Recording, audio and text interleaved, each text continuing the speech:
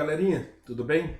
Nós vamos começar agora então a comentar exatamente sobre cada um dos problemas dos solos tropicais, tá bom? Como o próprio nome diz, são problemas que você vai achar então na região com clima tropical. E você vai acabar vendo que boa parte deles é ocasionado exatamente pela presença do clima tropical. Então vale a pena a gente salientar algumas características do clima tropical. Tá? A gente vai ter a concentração de chuvas no verão, né, com maior temperatura, então, e maior pluviosidade. E durante o inverno as temperaturas caem um pouquinho, tá? Não vai ficar fazendo muito frio. Por exemplo, no clima tropical não é comum nem que ocorram geadas, né, assim tão frequentes, mas a gente nunca vai ter a possibilidade, por exemplo, de neve, né? Ou seja, você vai ter aí, jogue uma semana de frio considerável, né, durante o inverno, só que a temperatura não vai cair tanto, beleza? Então, essa característica de seca durante o inverno, né, pequena redução da temperatura, e o calor e a chuva durante o verão. Então, basicamente, o que você precisa lembrar? No verão, chove muito, no inverno, não chove, tá bom? Então isso vai acabar influenciando de modo direto no solo, na formação do solo e principalmente nos problemas que esse solo pode apresentar, tá bom? O primeiro deles vai ser então a laterização. Beleza, o que vem a ser a laterização? A laterização, de modo extremamente resumido, seria a formação de uma crosta ferruginosa na superfície do solo. Ou seja, você vai ter ali no horizonte O um acúmulo de ferro, né, alumínio também, mas a grande característica é a superfície do solo vai ficar muito dura, tá? E isso vai acabar trazendo diversos problemas. Essa aqui é uma imagem, né, na África, lógico, em uma região tropical, só que é do tropical já quase para o semiárido, né? Que é o seguinte, o que esses caras estão fazendo? Isso aí é uma fábrica de tijolos. Tá vendo aqui no chão, ó? Um monte de tijolos aqui outros. Fala, nossa, mas eu não entendi muito bem aqui essa fábrica. Bom, é o seguinte, acaba deixando duro o solo a laterização, né? E esses tijolos aí, eles são exatamente o corte dessa laterita.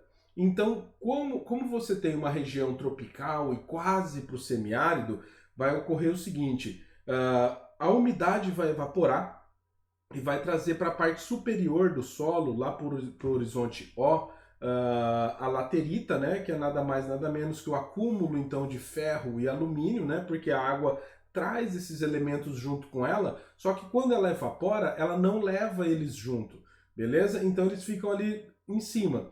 E o que esses caras estão fazendo? Como a gente tem uma região quase semiárida aí, simplesmente esse ferro, esse alumínio se acumulou aí por bastante tempo. Porque quando chove, não chove muito, a ponto de dissolver toda essa camada, né? Então você vai ter uma crosta ali que é quase como se fosse uma rocha. Então eles acabam cortando e fazendo os tijolos, né? Aí você fala, putz, mas daí se chover vai dissolver a casa do cara? Então, aí das duas, uma. Ou ele vai usar uma mistura com barro, com alguma coisa, ou então ele vai utilizar ali o cimento. Você bem pode ver que pelas condições aí, né, o cara não vai fazer cimento, né, vai comprar cimento para fazer, para montar ali a sua casa. O que ele faz então? Ele faz uma mistura, né, de barro com palha e tudo mais e acaba impermeabilizando para que a água não chegue nesse tijolo, tá bom? Então, isso é comum nas regiões tropicais, tá? Beleza, como é que funciona exatamente? Bom, se você imaginar aqui, esse esqueminha é para explicar, né, o ciclo da água aqui no solo. Então, ó, no solo a gente tem água e outros fluidos, né? Dentro do solo a gente tem a formação de capilaridade. Capilaridade são como, por exemplo, os capilares do nosso corpo, né? As veias mais fininhas. Então você acaba formando esse percurso aí no solo, e vale a pena ressaltar, quanto mais o solo for descompactado, ou seja, quanto mais fofinho ele for, melhor é para a planta se desenvolver. Então, quanto mais capilaridade o solo tiver, melhor para a planta. Por quê? Porque a planta vai conseguir absorver mais nutrientes, vai ter mais presença de ar, né? Se você já viu, por exemplo, uma das formas de você deixar o solo fértil, sabe qual que é? Colocar minhoca. Né? Você coloca minhoca e a grande questão da minhoca é que ela vai aumentar essa capilaridade aí do solo, beleza? Então, como é que funciona? A água, né, que está aqui, isso aqui seria o lençol freático, ela vai sim subir no solo, né? Ela vai estar presente no solo, principalmente durante o inverno nas regiões tropicais, a temperatura não cai, né? Então vai continuar bastante quente, o que vai gerar a evaporação. Como não chove durante o inverno, né? A gente tem grandes períodos de seca, a gente vai ter a evaporação da água que está no solo. Ela vai trazer então junto com elas os elementos, né? O ferro e o alumínio são os dois principais, e eles vão ficar acumulados próximo à superfície, né? Gerando então uma crosta endurecida, que para a planta crescer, para ela romper essa crosta, vai ser bastante difícil. E note, aqui na imagem, né, a gente tem um exemplo de uma planta já grande.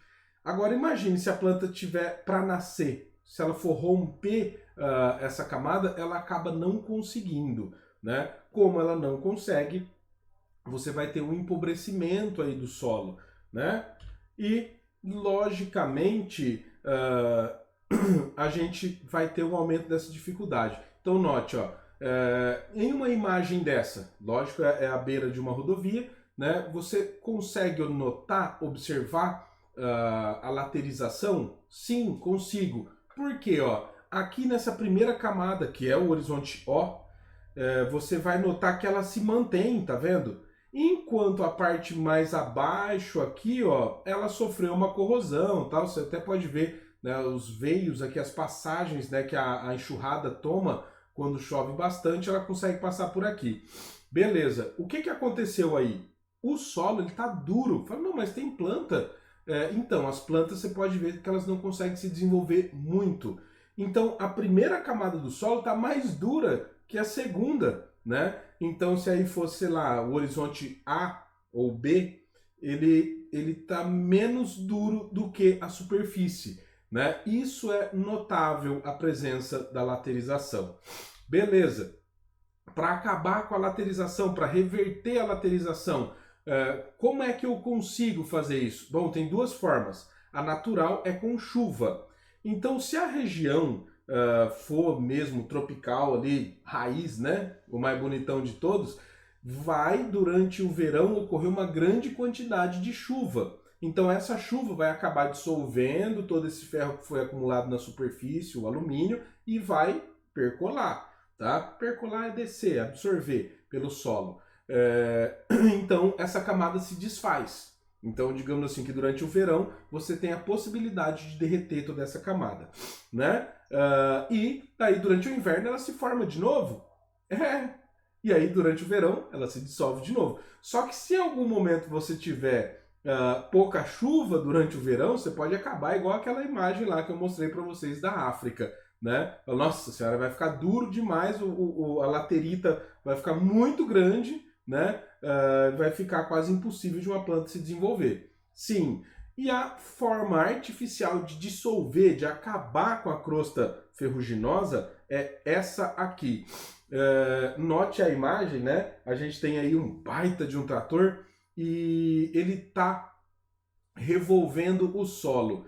E o interessante esse trator aí, ele tem 12 rodas, não é à toa. É um trator muito, muito, muito forte, né? E aí, ao contrário de todos os outros tratores imensos aí que você já deve ter visto imagem trabalhando no campo, mas o que esse cara está fazendo? O que ele está puxando? Bom, note uma coisa.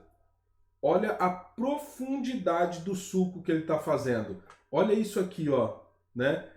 Aqui a terra foi revolvida de modo completo, muito bem revolvida, né? E outra, ele não tirou a terra em momento nenhum, tá vendo? Ele está só quebrando a camada de laterita.